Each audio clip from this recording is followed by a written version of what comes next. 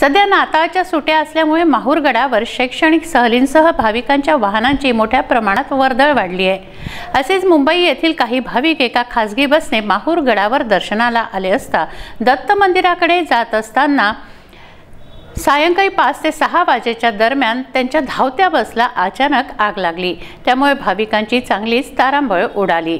सुदैवाने जीवितहानी झाली नाही। सध्या नाताळाच्या सुट्या असल्यामुळे माहूरगडावर शैक्षणिक सहलीसह भाविकांच्या वाहनाची मोठ्या प्रमाणात वर्दळ वाढली आहे।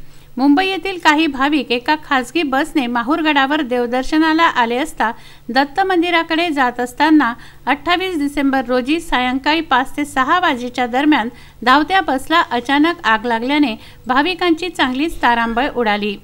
डिसेंबर महिना व ख्रिसमस नाताळच्या सुट्ट्यामध्ये दरवर्षीच भाविक व शैक्षणिक सहली, पर्यटन व देवस्थान असलेल्या आई रेणुका, भगवान दत्तप्रभू, माता अनुसया यासह येथील शेख फरीद वज्रा येथील धबधबा व रामगड किल्ला पाहण्यासाठी मोठ्या प्रमाणात भाविक व विद्यार्थी माहूरगडावर येत असतात। मुंबई येथील 40 ते 45 भाविक खासगी बसने दत्तशिखर मंदिराकडे प्रवास करत असताना रेणुकादेवी मंदिरासमोरील गरुडगंगा पुलावरून पास झाल्यानंतर अचानकच बसच्या मागील टायरने पेट घेतला। भाविकांनी आरडाओरडा केल्याने बस थांबेपर्यंत गाडीस चांगलीच आग लागल्याने गडावर प्रवासी वाहतूक करणाऱ्या वाहनधारकांनी भाविकांना बसमधून सुरक्षित काढण्याचं काम केलं।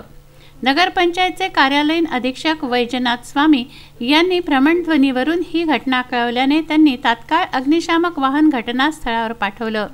वाहन चालक मनसूर भाई, स्वच्छता दूत गणेश जाधव, अग्निशामक दलाचे जवान व नगर परिषदेचे इतर कर्मचाऱ्यांनी आग आटोक्यात आणली। या आगीत बसचे मागील दोन्ही टायर जळून खाक झाले। सुदैवाने कोणतीही जीवितहानी झाली नाही। अनवर खिच्ची, संजय घोगरे, राजू दराडे, विदर्भ न्यूज, माहूर।